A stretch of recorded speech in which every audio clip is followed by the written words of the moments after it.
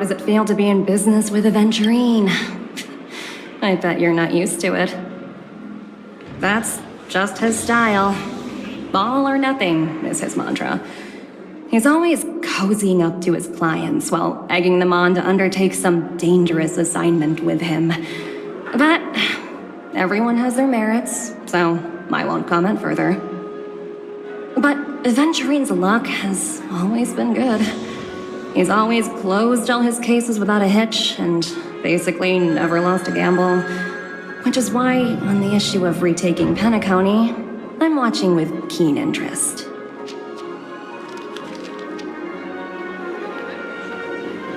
As for the two cases, apologies, but I don't have much info on them either. All I can do is ask you to keep digging for more details.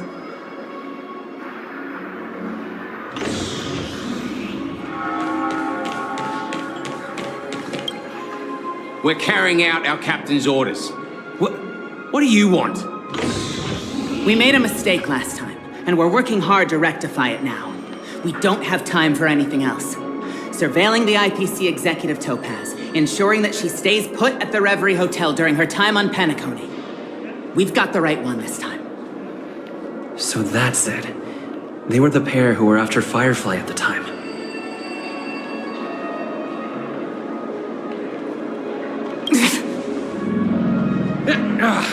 It's you again. Back for more trouble? We're not afraid of you this time. Well, spit it out. Stop bothering us if you've nothing important. So you know each other. Why do you keep running into people you've beaten up before?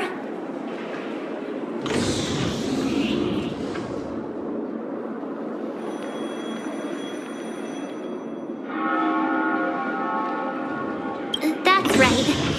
We're investigating a murder for the family. Can we speak to your captain about the case? Well... Hey! The security officer instructed everyone to shut their traps before he returned from Dream's Edge. What murder? You'd better stop spouting nonsense. Yeah, that's right. We have nothing to report. Please leave. Looks like they're not going to cooperate. But they did at least tell us that the captain is at Dream's Edge. Why don't we just look for the security officer then? It's probably Gallagher, the one he mentioned, right?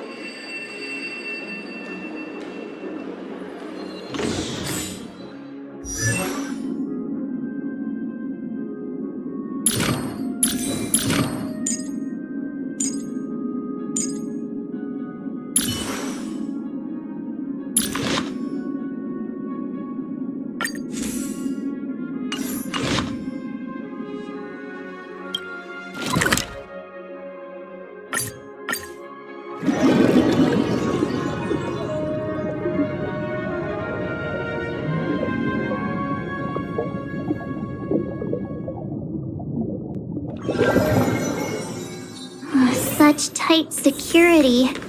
I bet they're stumped by the case as well.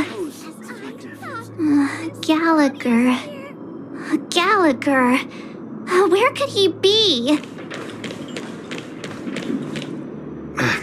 Apologies. The Bloodhound family is running an investigation up ahead.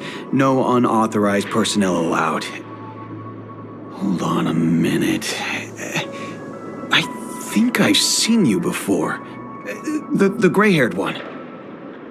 How much trouble have you stirred up exactly on Penacony?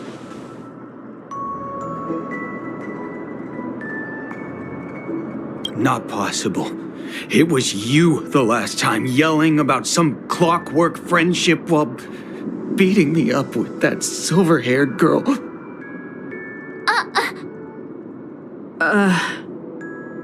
I'm not letting you get by this time.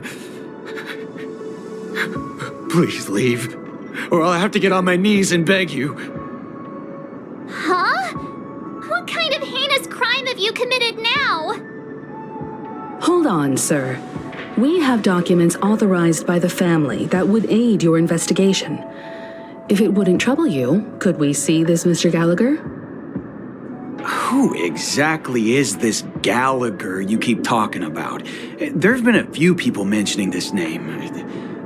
Even the one with the gray hair. He didn't send you all here? It was the security officer who dispatched us. That's all I can divulge. He'll do. He's the one we've been looking for.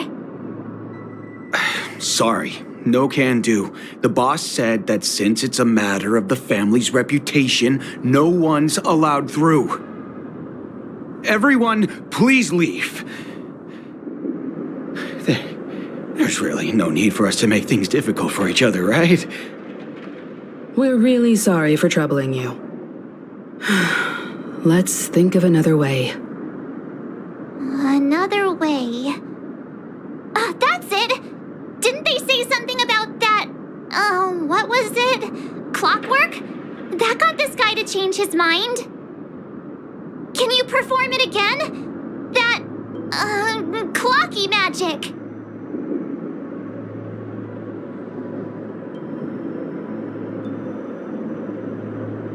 It's not bad if we're resolving a misunderstanding. Please?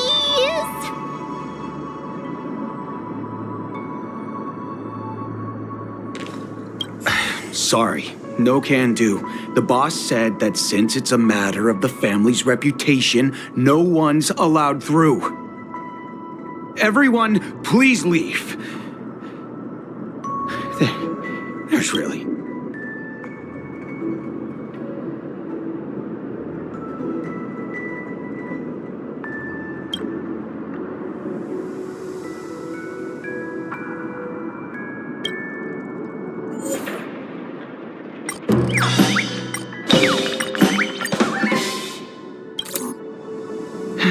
Let me see what time it is now.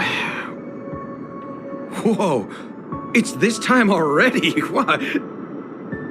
Time to clock out. And no one's gonna stop me.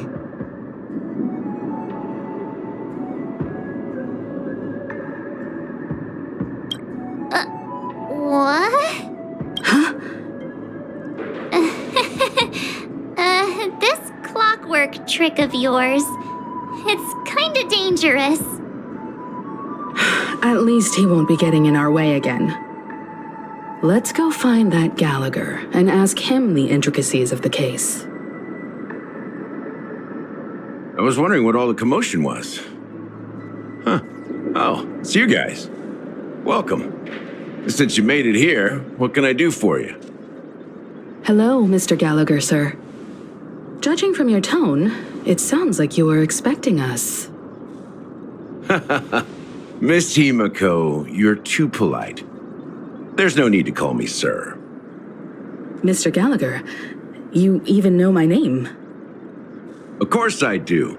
You folks are from the legendary Astral Express and honorable guests of the Watchmaker. I had an encounter with this gentleman in the golden hour. I remember that little silver-haired girl was there too. I'm sorry for what happened to that kid.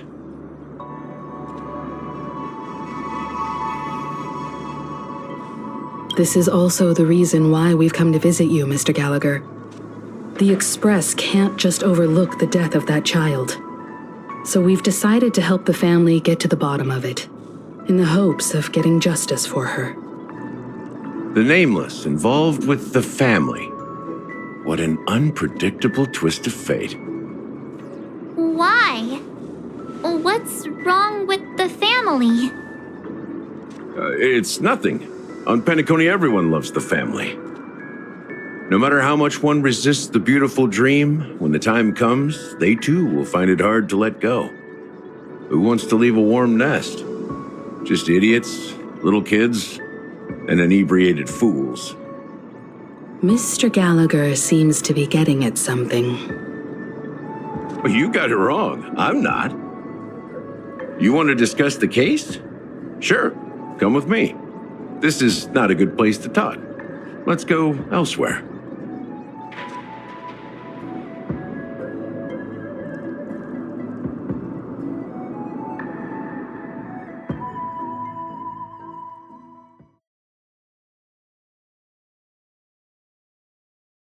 Even after that chilling tragedy, this dream is still running effortlessly. Other than the family of the Harmony, it's hard to imagine any other power in the universe that could sustain a building of such magnitude. The family itself is a huge, perfect building. Like a living idol. Each member of the family sees themselves as a piece of the divine puzzle, revolving around a singular core and a shared ideal. Under their command, they loyally fulfill their roles, offering themselves while also receiving sustenance in return. Interesting analogy. Perhaps that's why Penacony's beautiful dream has persisted for so long. But the human body has its limits, and so does the divine's. That doesn't sound like the kind of comment a Galaxy Ranger would make. Just pointing out the facts. Mr. Yang will definitely have a better sense of what's going on than I do. Why do you say that, Miss Acheron? The beautiful dream is crumbling. But not because of a particular eon, a particular faction, or a particular visitor. Its collapse stems from a certain inevitability of human nature. The family refuses to acknowledge this, and it has ultimately backfired and become a catalyst.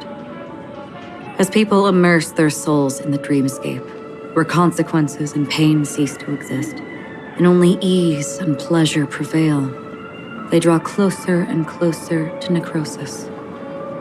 Regardless of the perceived bliss, death looms as the inevitable conclusion. Also, this necrosis will diffuse and spread. One piece of the puzzle's mutation will eventually cause the entire building to shake, break, and crumble. In the end, the dreams that people built in the name of freedom became the cage that imprisoned them. I'm sure you've gained a lot from this trip, Miss Acheron. Are you willing to share your findings with me? Of course. That's if I remember.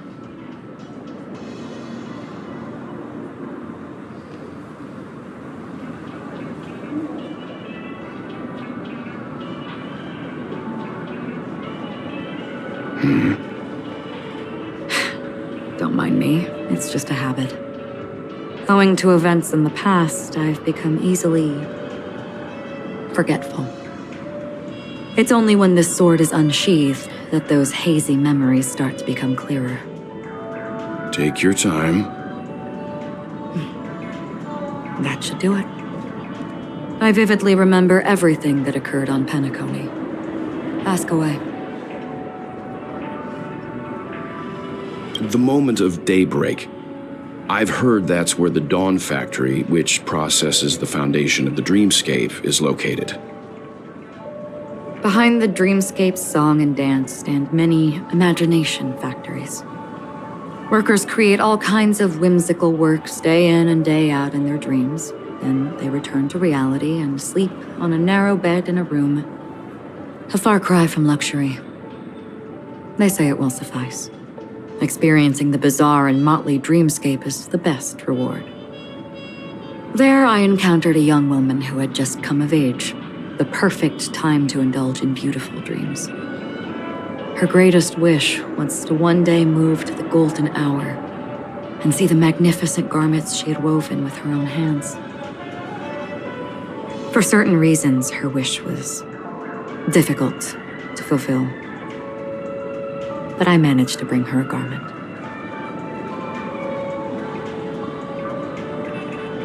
Gilded Hour. It's said to be Penacony's currency center. Yes. It is a fortress-like financial city, the economic heart of the dreamscape. The Pepeshi people of the Alfalfa family are there to keep it running, sending blood that is made from money everywhere on Penacony. Everyone there is exquisitely dressed and always in a hurry. The greatest wish of the local Pepeshi people is for their future generations to work in the Gilded Hour. I've never met anyone who is willing to talk. I could only stand at the crossroads, watching crowds of people hurrying like the wind through the jungle of steel, only to deposit the alfalfa credits that they'd earned into the bank's vault. I don't know if they would open the vault door, but before I left, I witnessed a well-dressed Pepeshi person plummet from the sky, while those around him continued on their way, unfazed.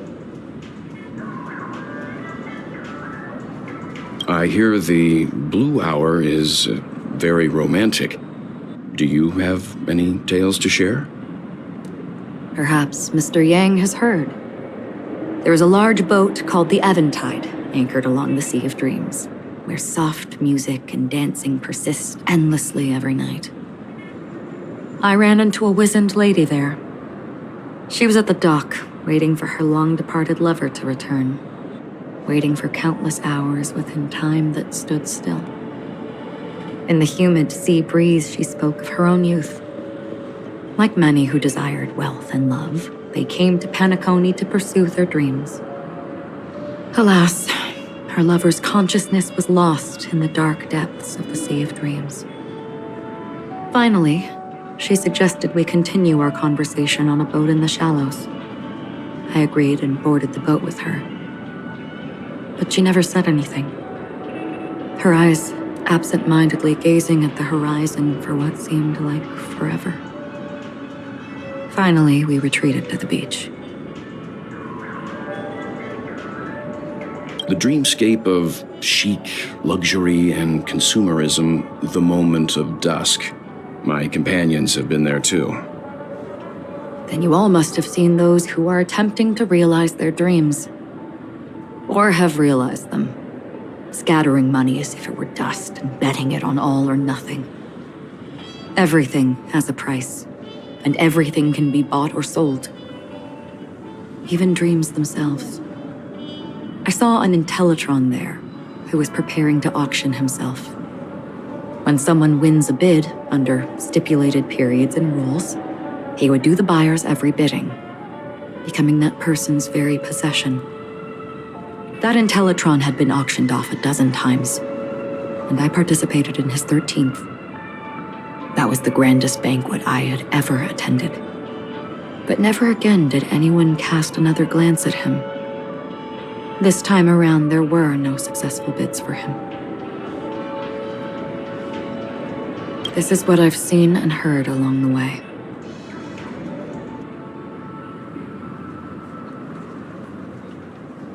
Someone once said to me, Penacony wasn't like this a long time ago, nor should it be. I've traveled through the reality and dreamscape of the planet of festivities, watched the tides of night rise and fall when time stopped for people, where the spirits of the rich and impoverished remain forever fixed on their own scales. This is why I think the collapse of the beautiful dream is inevitable. There might be a way to change everything. Perhaps. But if this is indeed the world that people desire, if this is precisely why life chooses to slumber, seek to change it.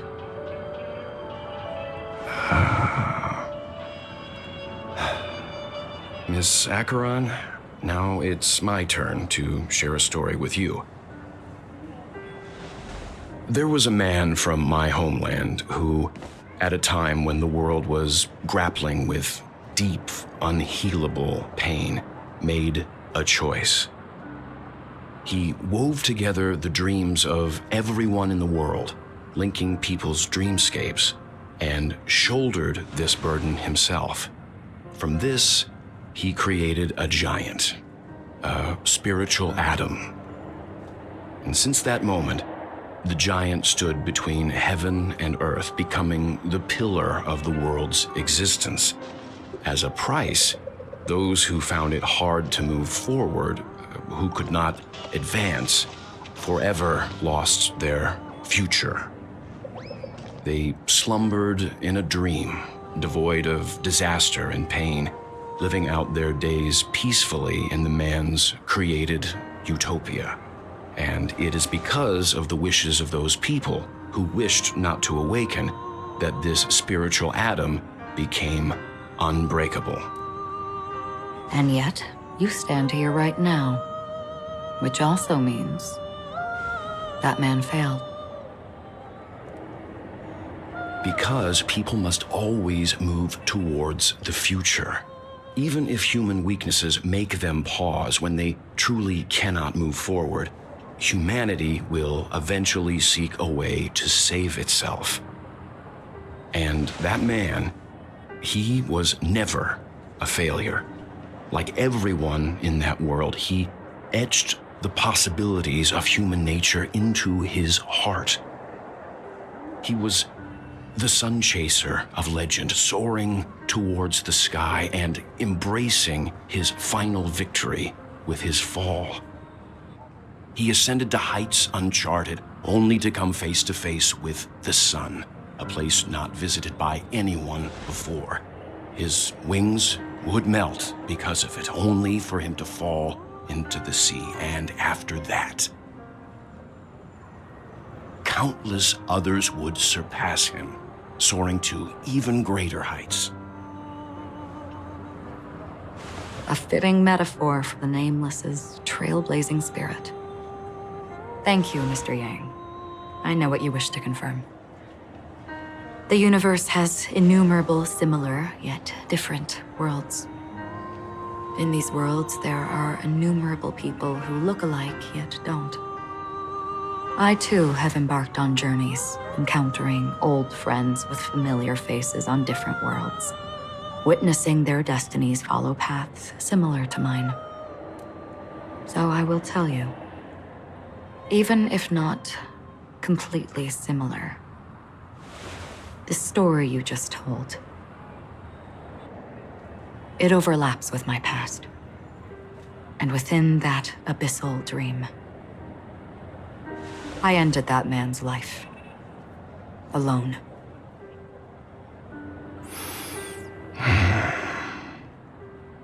I am not who you think I am. Nor will my home be as fortunate as your world. I am sorry. It's fine. I don't mind, so long as I can alleviate your suspicions. There's something I still wish to know, Miss Acheron. Under that representation of the hunt, exactly what sort of power is it that has motivated your solitary journey thus far? Mr. Yang, before answering that question, I wish to continue the previous topic. I like your analogy very much. Indeed, birds are born to fly. But in a distant past, their ancestors could only gaze at the sky in envy. They saw that faraway ray of light from above the heavens, piercing through the clouds and blanketing the earth. And so, time and time again, generation after generation, the birds spread their wings and took to the sky, attempting to touch its ceiling, all because the sun was there. Then, what if the last bird finally soars into the sky, only to realize that the end of the light is not the sun, but darkness? Then why, exactly, do we even walk towards the light?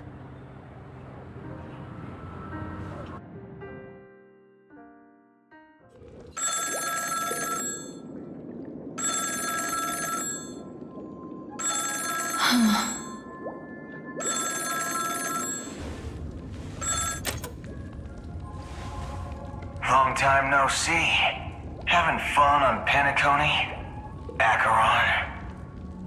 This voice, it's not Constance. Could it be her companion? Though I don't know exactly what you are, or what you're up to, my bullets will find you. Until then, you best find a casket store on Penacony and ask the owner to reserve a good quality casket for you, imposter. Imposter? I see. She gave my whereabouts to someone who's tracking Acheron too. Who are you? Huh? Did I make a mistake? Who the fudge are you? I'm the Garden of Recollection's memo keeper. Not bad. This is the kind of tough challenge I like. You that imposter's bodyguard? Never mind. It's fine. I'll leave a round for you. So get that forehead clean and wait for me. I don't know what you're talking about, but you know Acheron, the Galaxy Ranger, yes? I have something to ask you. Are you asking me to write your will? Sure. Go ahead. Not quite. I only want to ask, how exactly did she become a Galaxy Ranger? She's clearly not a path strider of the hunt, but you are, aren't you? Tell me, what's Acheron's deal? Sure. Never thought I'd come across an ally. Fudge, what a stroke of luck. Well, I'll be on Penacony soon. Memo keeper, go buy a bottle of Donna's White Oak and warm it up, and I'll raise a glass to you. That lady's passed. Well, nobody knows. But if all you want is a simple answer, sure, you best get a chair and take a seat. That woman, named Acheron, is an emanator who should not exist.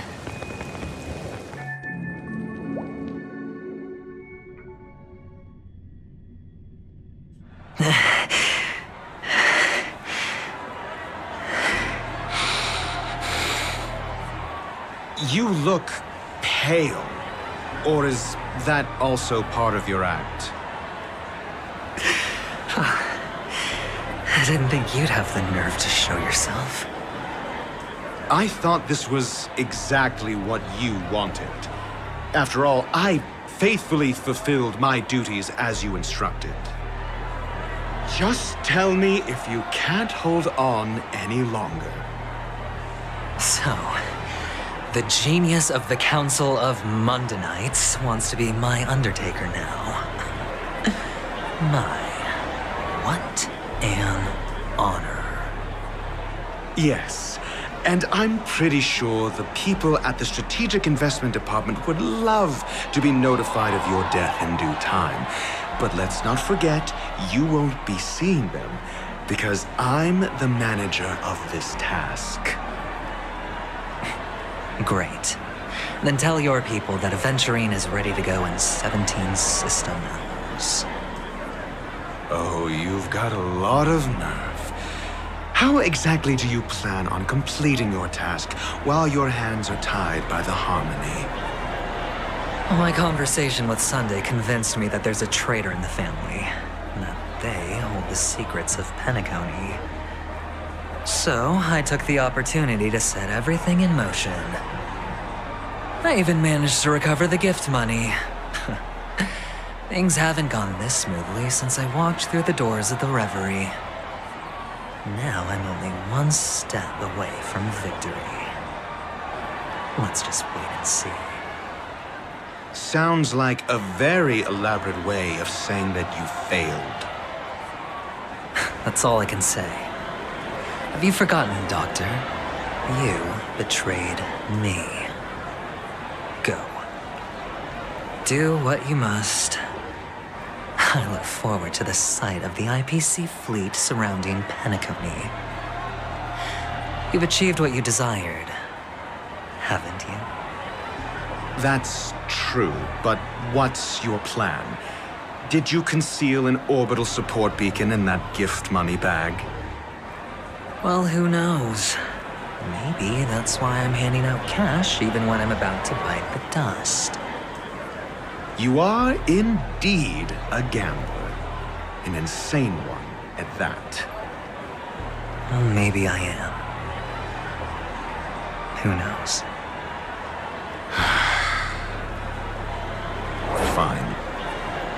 Here, take this. Open it when you're on your last legs. You'll thank me. What's this? Medical advice?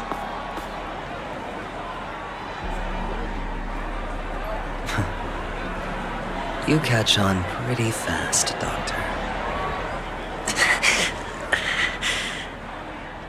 Asking me to solve a case without giving a single clue. How typical of you, you wing-headed scoundrel.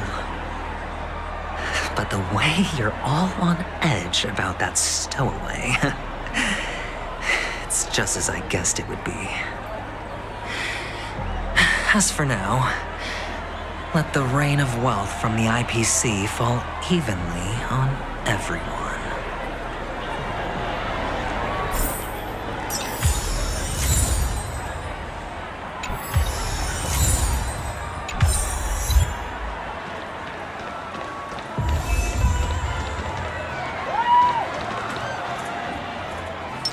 Watch this.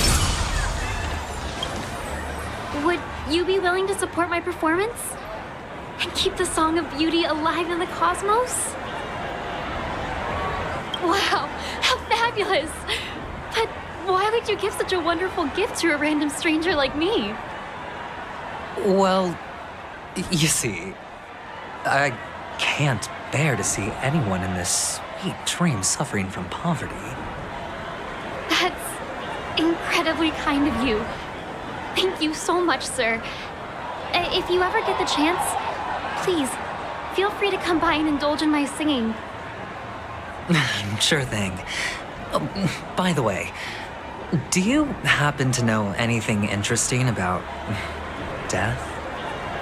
Death?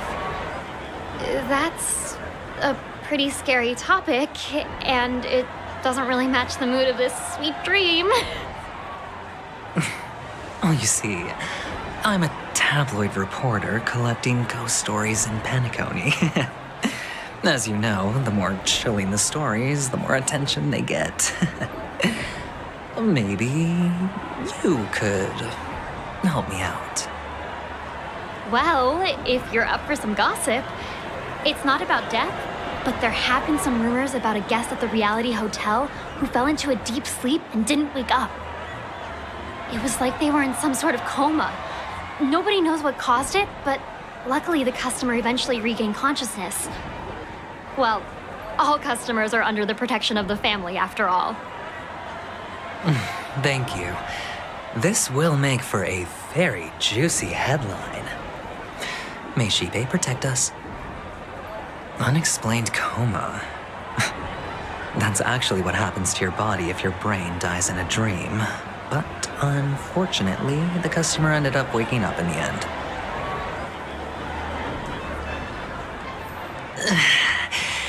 I can feel something inside my head.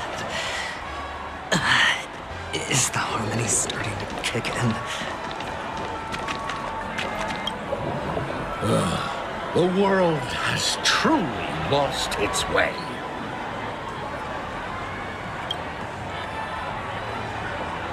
You wait.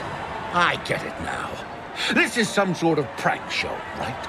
You must have some cameras set up around here to film yourself doing good deeds, right? You youngsters are always looking for a quick way to get an audience. But you know what? A truly great show never comes easy. Oh, a great show will start soon, old man. But before that, I need to ask you something. Do you know where I can find death in this dream? Ah, I see. Another fearless youngster looking for death, huh? Well, let me give you a piece of advice. Don't think you're the first one who's ever thought of that idea. Death? Not even remotely innovative. I bought it from Dr. Edward. He claimed it was some exclusive fancy schmancy stuff. Now, what a disappointment. The effects were awful. First, some monster covered in eyes stabs you in the gut. And then all you see are blurry glimpses of buildings and lights. The sky was spinning so fast it almost made me puke. Is that all? Yeah, what else can you expect?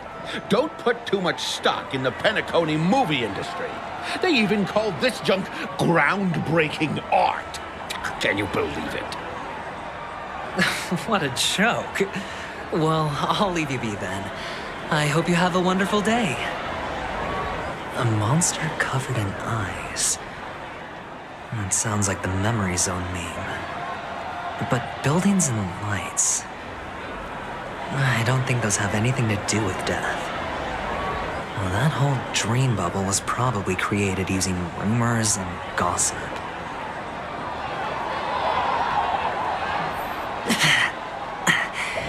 The disturbing voice in my head. It's getting closer. A sip of liquor. A blissful reprieve. To drown 1,000 sorrows. Let worries leave. I know I have what it takes to become a poet.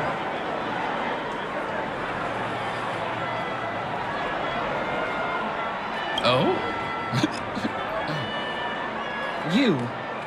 You're giving these gems to me? Didn't expect to meet such a generous soul in this place. Or are you just pitying me? Well, it really doesn't matter. As long as I have Soul Glad, that's enough. This is just a dream after all. You really shouldn't drink so much Soul Glad, my friend. It's not good for your health. Oh? Maybe I really should quit. But not before meeting the Devil of Soul Glad.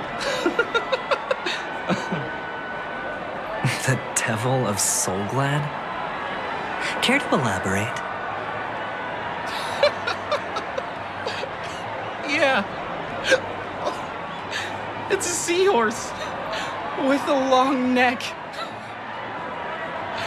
They say it loves to appear to drunk people, especially the ones who are passed out on the side of the road. How funny. Yeah. Very funny indeed. Thank you.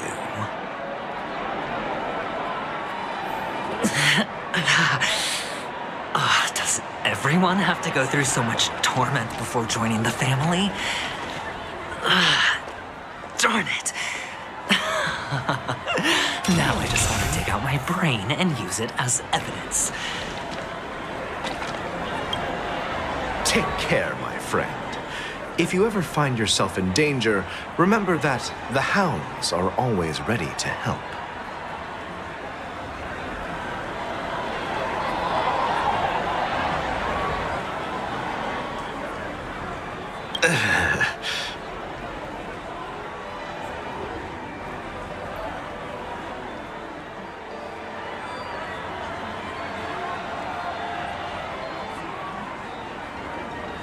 You don't look good, my friend. If you need assistance, I can contact the hotel and have them wake you up forcefully. That won't be necessary. I have some business to attend to. But thank you all the same. All right, then. If you ever need help, don't hesitate to reach out to us hounds. Well, actually, I do need a favor. As the most outstanding hound in Penacony, have you come across any stowaways recently? Stowaways? How could there be stowaways in Penacony? We've never had anything like that before. All right. Good luck with your work, then. What was I even thinking? Family would never share intel with the IPC.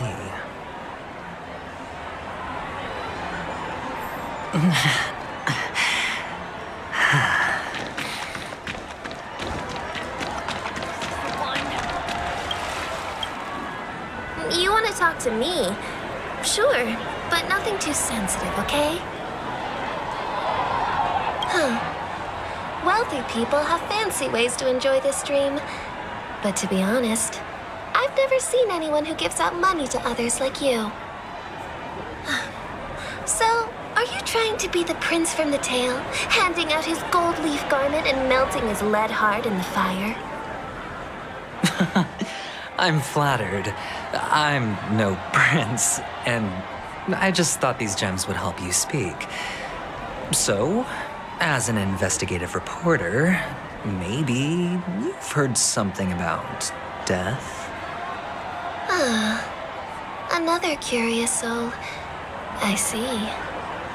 Well, that was actually the topic I was most into when I entered the industry. But my boss shut it down.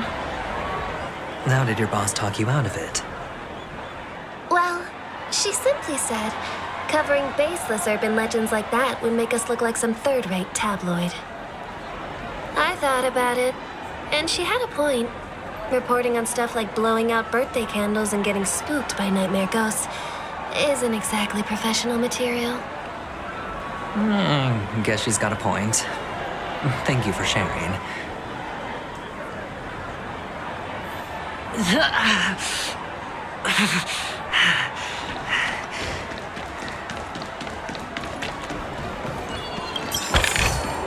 A reward with no risk?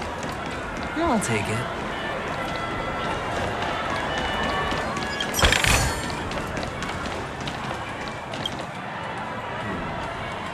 Were you wanting to talk to me? Sorry, I thought you were checking out something behind me. Is this a gift? For me? Are you sure this isn't some kind of mistake?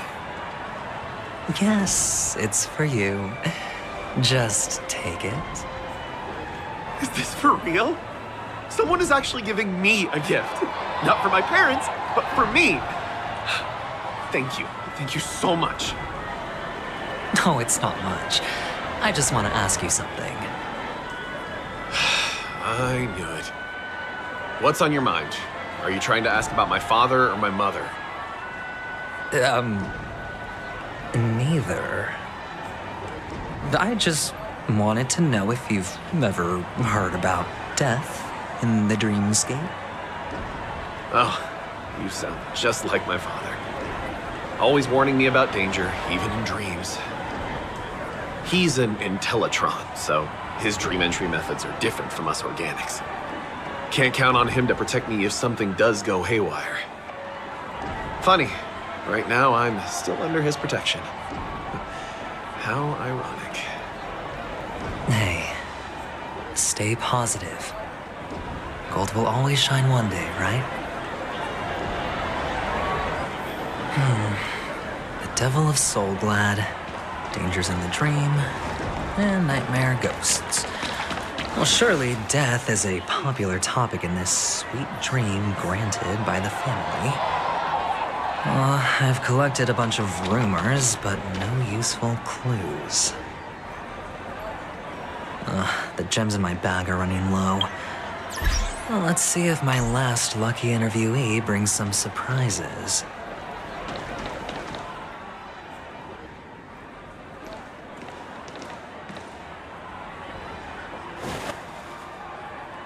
Remember what I said. You Sigonians are better off hiding in the sewers. Look at you, snooping around and sticking your nose everywhere.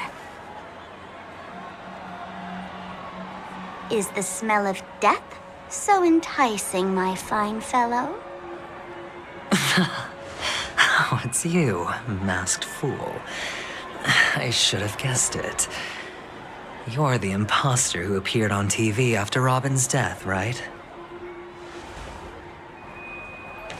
I heard you got caught by the family. I gave you a clear clue. Befriend a mute. Simple and straightforward, you know? And what did you do? You messed it up and ended up as their prisoner. I told you to make friends with a mute, not become one yourself. You really let me down. What do you mean? You know better than I do. Who watched the little songbird that couldn't sing perish right before their eyes? You did. Blondie. No, I mean... What did you mean by becoming one myself? Well, it means you'll soon end up like her, unable to speak ever again.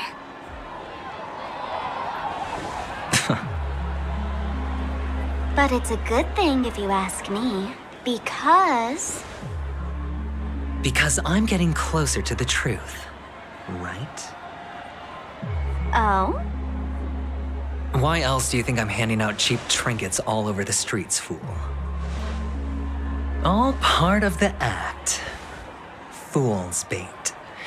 The more pathetic I seem, the more likely you'll come sniffing around. So, now that I've drawn you out, will you reward me with an answer for my efforts? Why should I help you? Don't you want to see Penacony descend into... chaos? Well, I can make that happen.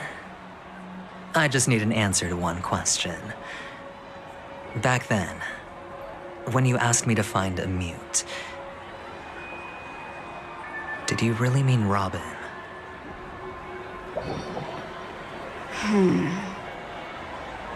And what if I say no? Then I'll thank you. Oh, the word no has never sounded so pleasing. Well done. I admit I underestimated you, but what difference would it make? Let me tell you something. There were 2 mutes, but one is dead now, and the other, though she is still in Penacony, I'm afraid you'll never find her again.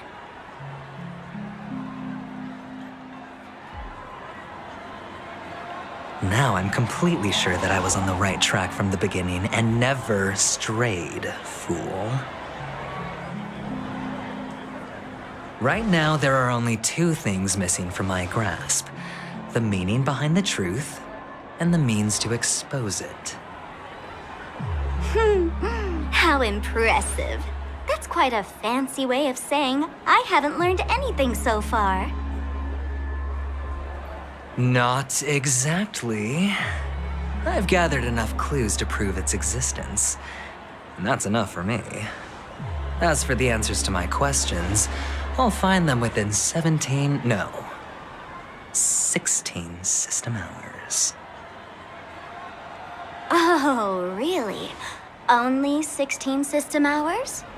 Well, let me lend you a hand. Here you go. This is my precious, mutually assured distraction button, and I have one just like it. When either of us presses it, the other and the whole of Penacony will go up in smoke. If you're really so desperate for the IPC to take over Penacony, blowing up the chessboard isn't a bad idea. Start from scratch. That's where the IPC excels, right?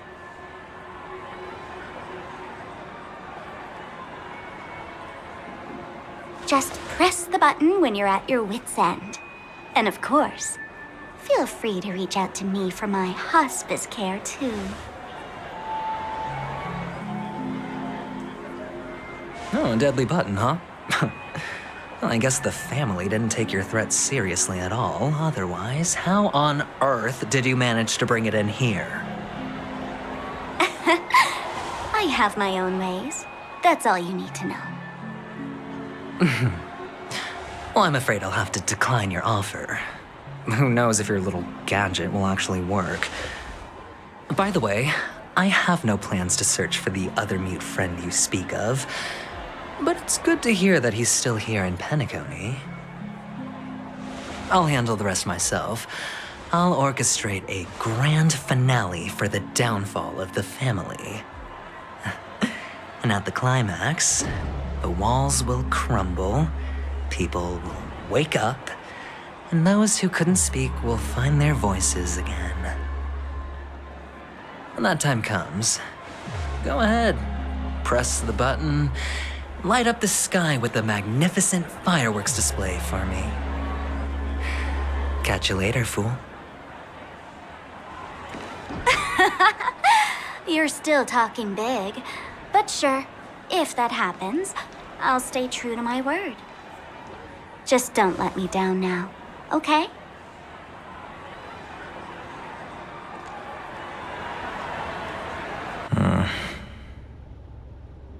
So, number 35. You're back. Like your new lucky charm? Can a commodity code really be considered a lucky charm? Silence! I didn't give you permission to speak, you Sigonian hound.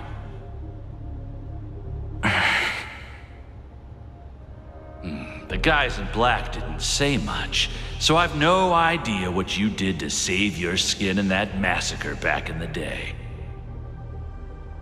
But I figured you must have had good luck, so I bought you. From now on, you and your good luck are my assets. Are we clear? Your first task is simple. In addition to you, I've purchased 34 other slaves. Go, play a game with them. If you come out alive after 2 days, it proves that you're the real deal. You're insane. Testing out if you're a good product. Aren't you worried that the money you spent on me will go to waste? I've got stacks on stacks, Blondie. The slave market is never short of self-righteous brats like you. But you look good, and that's why many customers are betting their fortunes on a scrawny brat like you. So go along now and don't let your master down.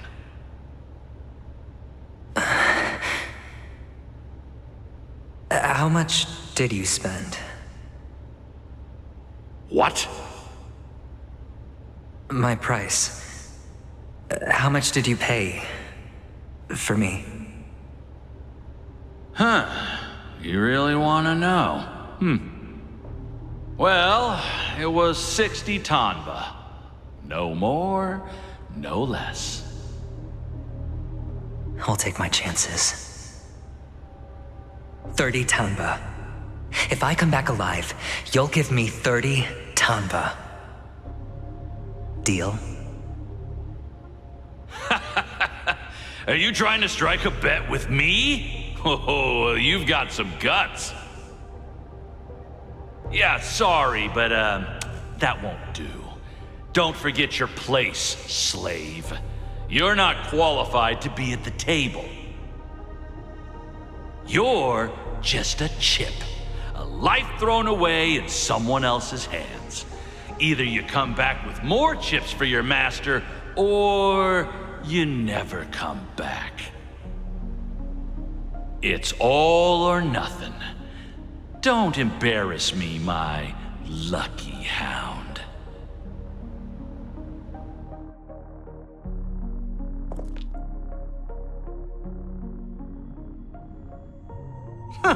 What brings you here, Gallagher? Some friends from the old days. Do you have a moment to spare, Siobhan? Oh, I have the whole day to spare. Ladies and gentlemen, welcome to Dream Jolt Hostelry. This bar offers a wide variety of drinks, but we draw the line at Soul Glad. Why settle for ordinary when you can experience extraordinary? We're dedicated to serving up nothing but pure joy and laughter. What would you like to drink? I'll whip it up for you. Oh, look! A lady as cool as Serval!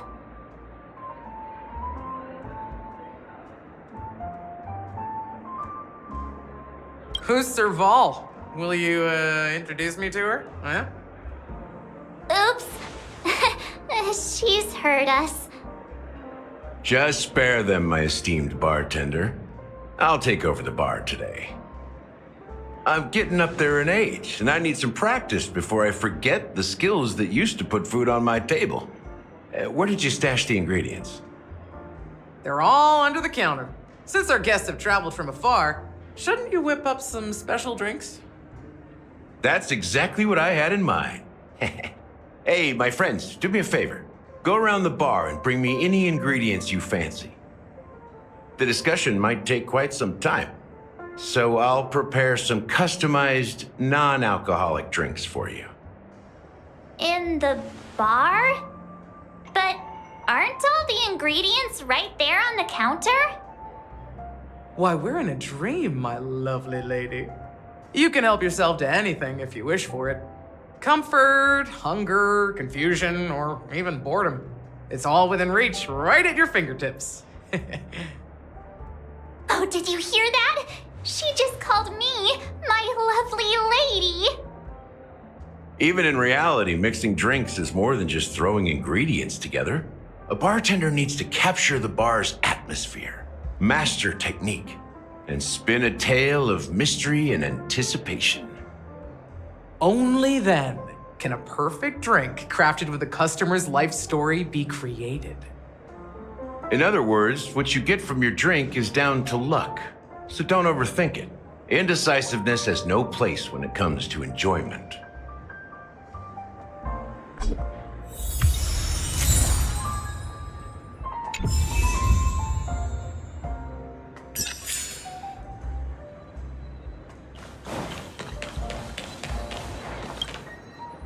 Check out this bottle.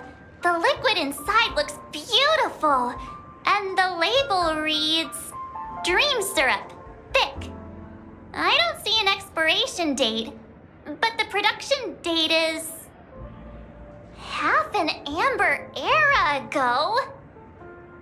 Ugh, drinking this stuff can't lead to anything good. That's for sure.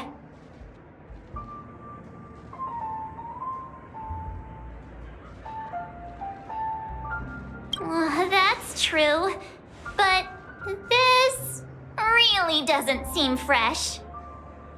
Did you find the bottle of syrup I've been hoarding? Don't worry, it's all just a dream and it won't upset your stomach. It's been aging for years and should have a refined taste by now. Feel free to have some. It's perfect for entertaining lovely guests like you. Then we'll keep it for now.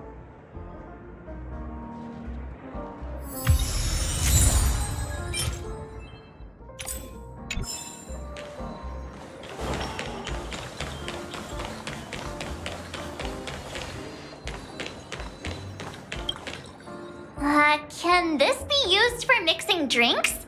Oh, and there's a note underneath. Exchange with your precious things. Oh, what should we exchange for it? And who should we give our stuff to?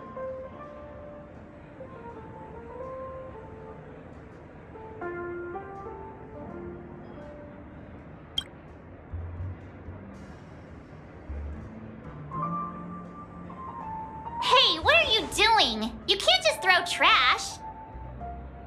No way. The words on the note are changing. Happiness is the dream of the humble. Does this mean we can take it? Something feels weird about this. That's quite a stash. Not sure if it's enough. Stay out of my way. I'm looking for Siobhan. That's it. Uh-huh? What's all the commotion about?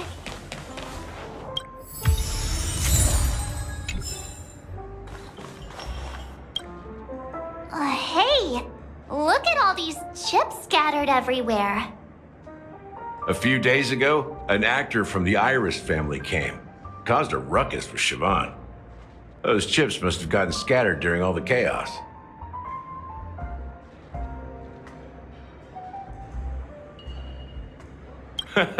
That's a clever metaphor.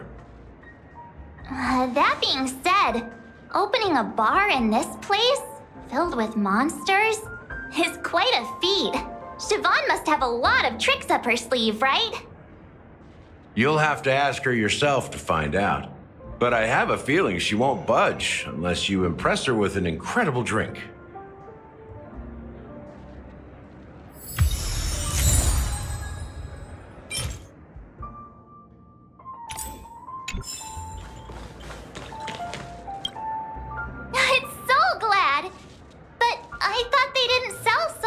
at the bar.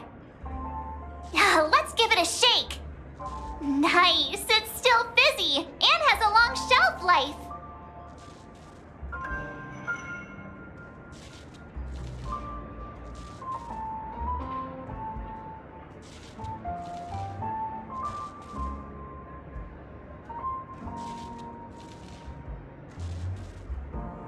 That's possible. You see Soul Glad everywhere these days, so it wouldn't be a surprise if someone brought a bottle here. Why don't they sell Soul Glad in this bar? Did something happen? It's all about the bartender's pride. It wouldn't make sense for customers to come here and order drinks they can find anywhere else. That's the mindset I use when I brew my coffee. You're right, Himeko.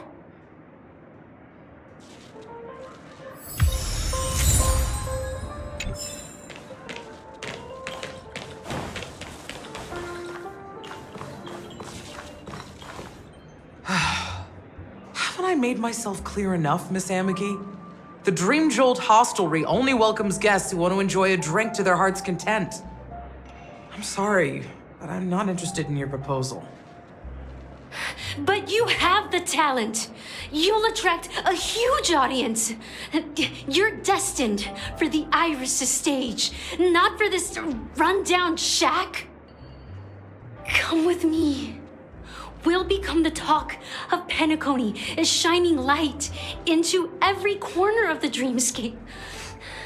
Please, Siobhan, I really need you.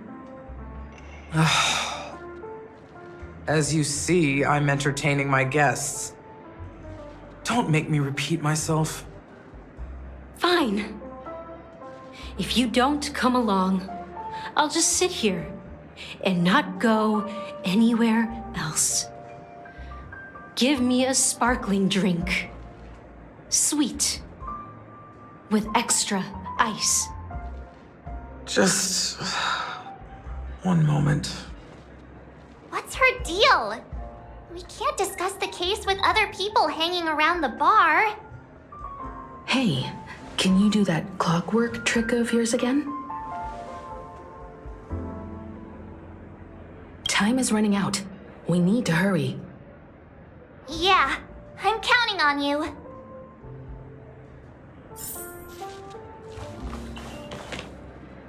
You're one of Siobhan's guests, right? What can I do for you?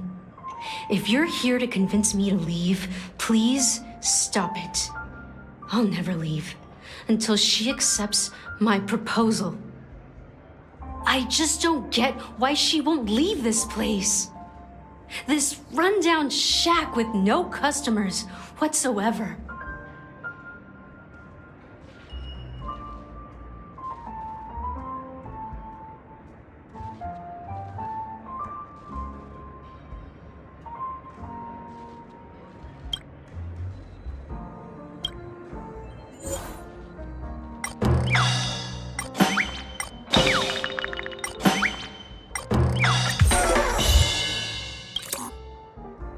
Those darn Iris jerks!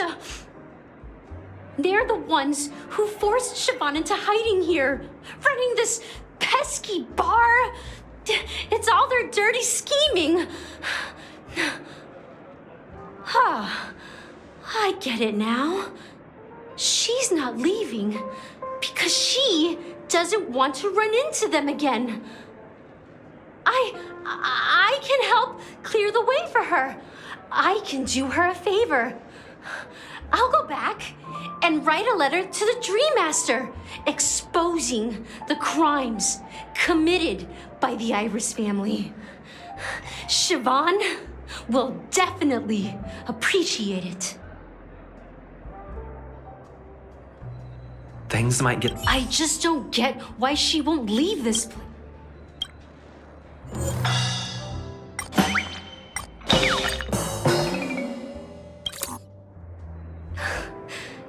It's ridiculous, right? Our paths were never meant to cross, yet I'm still holding on to her. I'm too timid and shy longing to shine but afraid of stepping into the spotlight. I need her guidance because I'll never be able to do anything alone. You don't know Siobhan's past, and you have no clue how radiant she used to be. Even among the talented Iris family, her skill was unmatched. I know she probably thinks I'm just trying to ride her fame to get ahead. But all I want is for her to reclaim her place.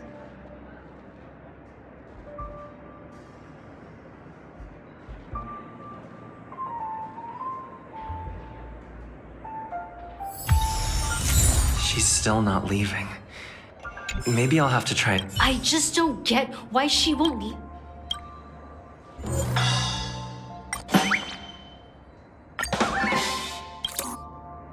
I've seen it.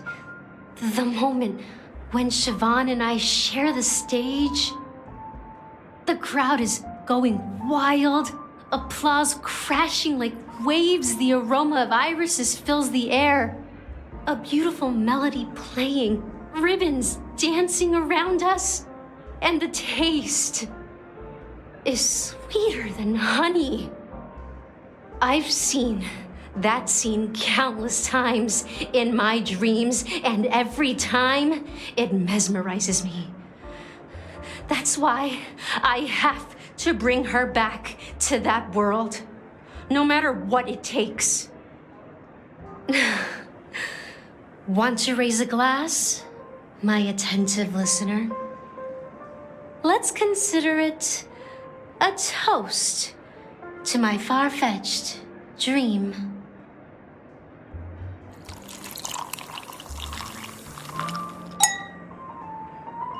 Well,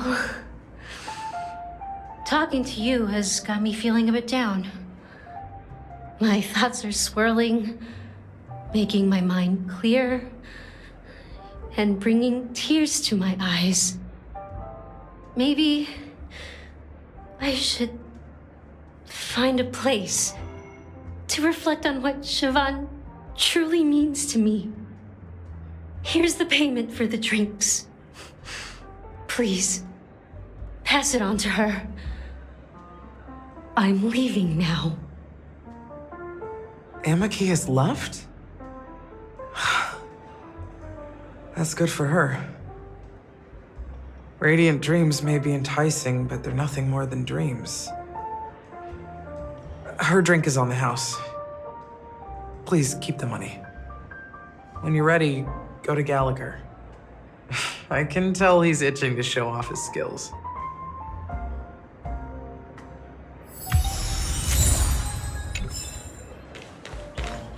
That being said, mixing a drink is way simpler than you'd imagine.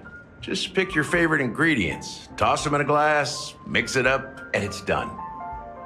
So go ahead, explore the bar, and bring me any ingredients you prefer. Nice work. Let me take a look. You found some interesting ingredients there. Now, take your pick. Each drink has its own unique flavor, and the base ingredient sets the tone for the initial taste and the lingering aftertaste. So, which one would you like to use as the base?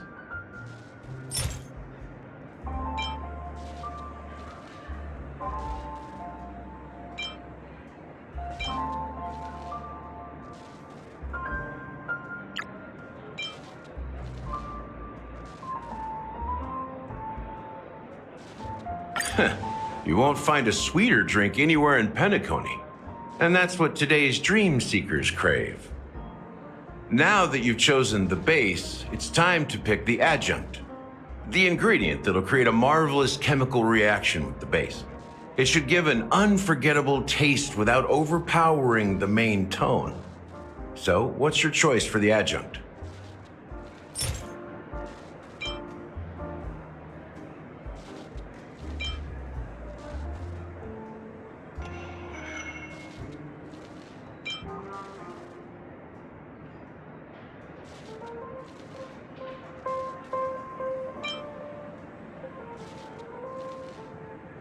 Bright future. A taste that's been a long time coming. I'll never forget the flavor that danced on my tongue as Mikhail whisked me through the dreamscape wilderness. Those were haunting times. Too beautiful to be real. Mikhail. Almost there. Let's pick a decoration. Which style do you prefer? Anything you need, I've got it.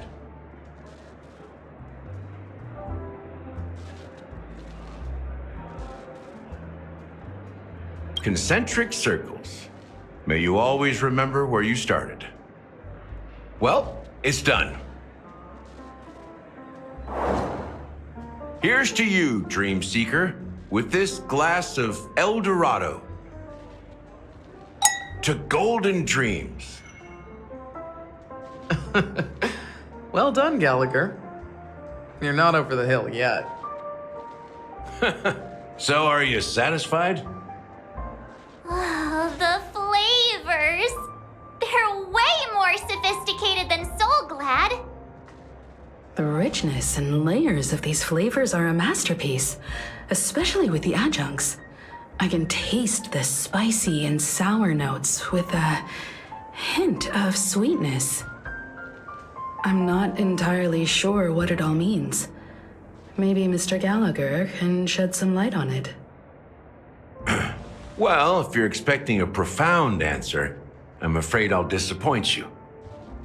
The imagery it implies is pretty straightforward. It's just a glimpse of what this dream truly tastes like. Nothing more. Does this true taste have anything to do with that Mikhail? Yeah, that name does sound familiar. When you got knocked out by that masked fool girl, I think I heard someone calling that name. Do you remember? I was right about you. You guys seem to know quite a bit, and now there's no reason to hide anything from you anymore. Let's dig deeper into the case, and of course, I'll tell you a story about Mikhail. All right, let's start with what we know based on the clues the family has.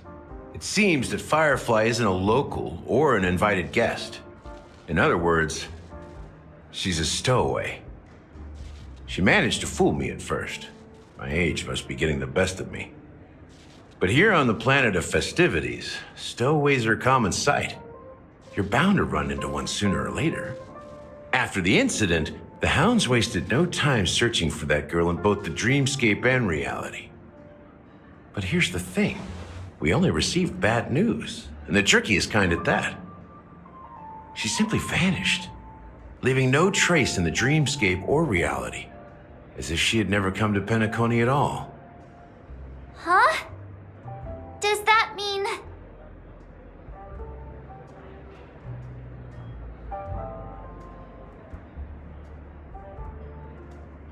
Different? Are you suggesting that girl wasn't actually killed? Come on, aren't you a witness in this case? Let me be frank. This case, actually, is unlike anything the Bloodhound family has dealt with before. Dealt with before? So, death does happen in Penacony, if I understand correctly. You've witnessed it, so there's no need to hide. Even the shiniest city has its dark side. We're all adults here. Surely I don't need to explain too much to you. Confronting the family based on that alone would be naive.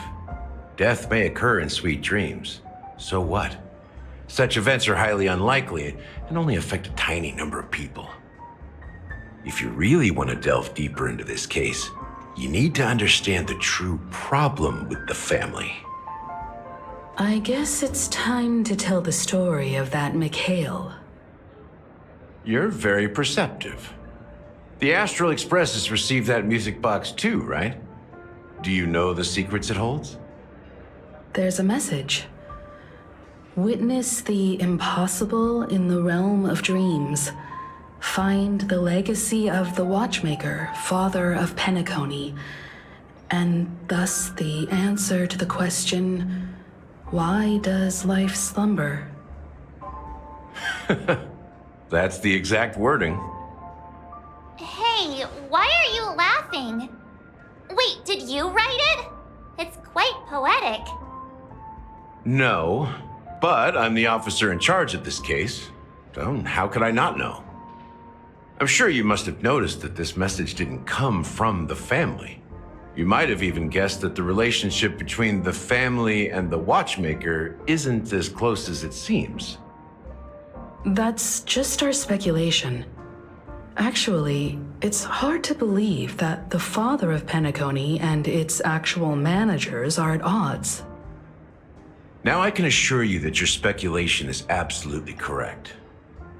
The family has considered the watchmaker an enemy for a long time, but the hounds haven't been able to track him down, as he seems to be living only in the characters and stories he created.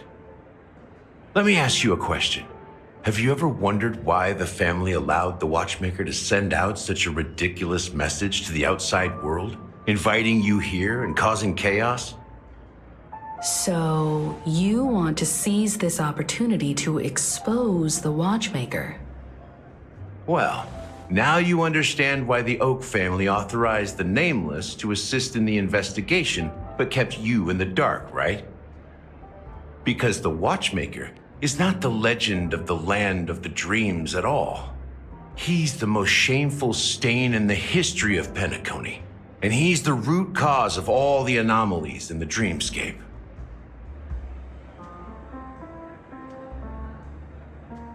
You don't get it? Well, I mean, Mikhail, the betrayer of the family, he's the watchmaker.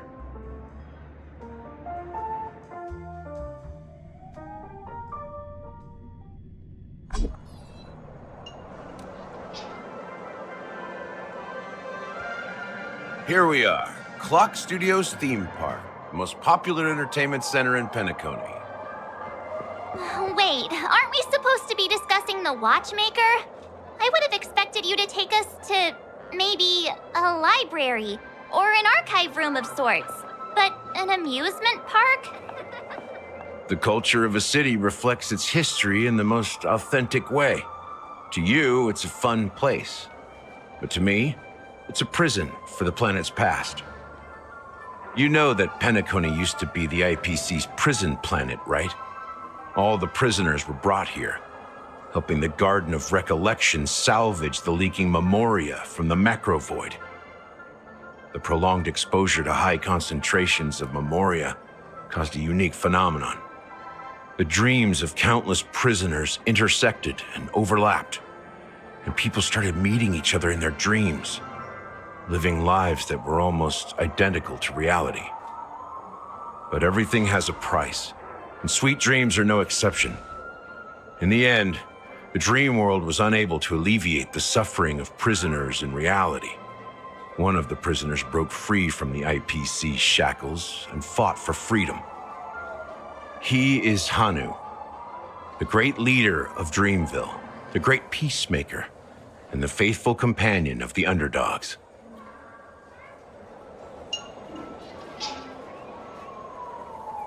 History is always written by the winners. However, it's undeniable that Clocky is an animation that draws from Penacony's actual history.